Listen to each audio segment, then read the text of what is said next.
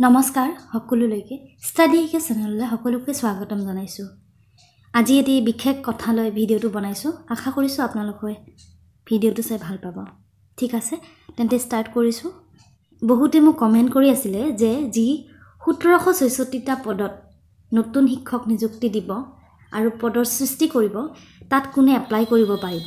যদি ভিডিওটো আপোনালোকে শেষলৈকে চাই একেবাৰে ক্লিয়াৰ নলেজটো পাব যে কোনে এপ্লাই কৰিব পাৰিব। তথাপিও মই জনাই দিছো আপোনালোকক এই নতুন 1766টা পদত কেৱল ম্যাথমেটিক্স সাবজেক্টত যি অনাৰ্স বা মেজৰ লৈছিলে তেওঁলোকেহে এপ্লাই কৰিব পাৰিব। কাৰণ স্পেশাল ম্যাথমেটিক্স টিচাৰ বিচাৰিছে চৰকাৰে, যাতে ছাত্ৰ ছাত্ৰীসকলে যি অসুবিধা পাইছে গণিত শিক্ষাত সেইখিনি যাতে নাইকিয়া কৰিব পাৰে। কাৰণ চৰকাৰে ভাবে যে কিছুমান শিক্ষকে হয়তো বটানী সাবজেক্টত বহুত ভাল, জুলজিত ভাল, কিন্তু হয়তো ম্যাথ সাবজেক্টটো ভালকৈ শিকাব নোৱাৰিবও পাৰে। মই কোৱা নাই যে নোৱাৰিব, কোনোবাই নোৱাৰিব পাৰে। সেই কাৰণে স্পেশাল ম্যাথমেটিক্স টিচাৰৰ এপইন্টমেন্ট দিব বিচাৰিছে, যাতে আমাৰ ছাত্ৰ ছাত্ৰীয়ে পিছলৈ সায়েন্স ষ্ট্ৰীম লোৱাৰ ক্ষেত্ৰত কোনো ধৰণৰ ভয় ভাবৰ শংকা তেওঁলোকৰ মনত সৃষ্টি নহয়। ম্যাথ সাবজেক্টটো ভালকৈ আয়ত্ত কৰিব পাৰে, যি অতিকৈ প্ৰয়োজনীয় আমাৰ জীৱনত। গতিকে আপোনালোকে ক্লিয়াৰ হৈ গ'ল 1766টা পদ যি সৃষ্টি হ'ব কেৱল ম্যাথছ টিচাৰৰ বাবে। আৰু যিসকলে ম্যাথমেটিক্সত মেজৰ লৈছিলে কেৱল তেওঁলোকেহে এপ্লাই কৰিব পাৰিব। যিসকলে গ্ৰেজুৱেশ্যনত বেলেগ বেলেগ সাবজেক্ট লৈ সায়েন্স ষ্ট্ৰীমটো পাছ কৰিছিলে তেওঁলোকৰ বাবে নহয়, অনলি ম্যাথমেটিক্সত মেজৰ বা অনাৰ্স সকলেহে এপ্লাই কৰিব পাৰিব। ঠিক আছে, এই পদসমূহ অতি সোনকালে সৃষ্টি হ'ব আৰু এডভাৰটাইজমেন্টও হ'ব। এতিয়া জনাব বিচাৰিছো সায়েন্স গ্ৰেজুৱেট টিচাৰৰ পদ কমিব নেকি?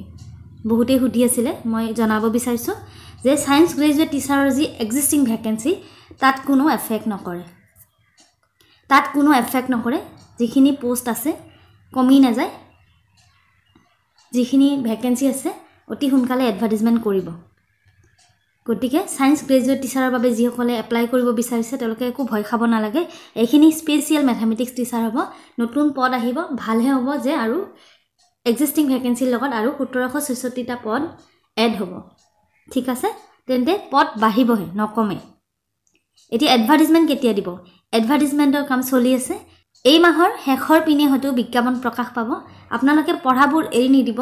আসাম টেট কাম ৰিক্ৰুটমেন্ট যি টেষ্ট হ'ব তাৰ বাবে আপোনালোকে পঢ়ি থাকক। সিলেবাস অলৰেডি দিয়া আছে, মোৰ চেনেলত সিলেবাস দিয়া আছে আৰু বিভিন্ন ভিডিও মই আপলোড কৰিছো এক্সামত আহিব পৰাকৈ। আপোনালোকৰ নিশ্চয় সুবিধা হ'ব, আপোনালোকে মাথো পঢ়ি থাকক। এতিয়া মই ভিডিওটোত মুখ্যমন্ত্ৰী হিমন্ত বিশ্ব শৰ্মাদেৱে কি কৈছিলে এই 1766টা পদৰ বাবে মই ইয়াতে এড কৰি দিছো। আপোনালোকে চাই লওক আৰু ক্লিয়াৰ হৈ যাব গোটেইখিনি যে কোনে এপ্লাই কৰিব পাৰিব কোনে নোৱাৰিব। ঠিক আছে, আপোনালোকে ভিডিওটো চাওকচোন শেষলৈকে। এটো হৈছে অসমৰ স্কুলবিলাকত গ্ৰেজুৱেট টিচাৰ সায়েন্স আছিলে আৰু গ্ৰেজুৱেট টিচাৰ আৰ্টছ আছিলে। কিন্তু আমি এটা অনুভৱ কৰিছো যে স্কুলসমূহত যদি অংকৰ এজন শিক্ষক নাথাকে তেতিয়াহ'লে শিক্ষা ব্যৱস্থাটো শক্তিশালী হ'ব নোৱাৰে। আগতে গ্ৰেজুৱেট টিচাৰ সায়েন্স জনে বিজ্ঞানো পঢ়াইছিল, অংকও পঢ়াইছিল। কিন্তু বহু সময়ত বটানীত যিজন গ্ৰেজুৱেট টিচাৰ হয়, জিওলজিত যিজন গ্ৰেজুৱেট টিচাৰ হয় তেওঁ অংক পঢ়াব নোৱাৰিবও পাৰে। সেইকাৰণে আজি আমাৰ কেবিনেটে অসমত গ্ৰেজুৱেট টিচাৰ মেথছ বুলি এটা নতুন শিক্ষকৰ পদ সৃষ্টি কৰিছে।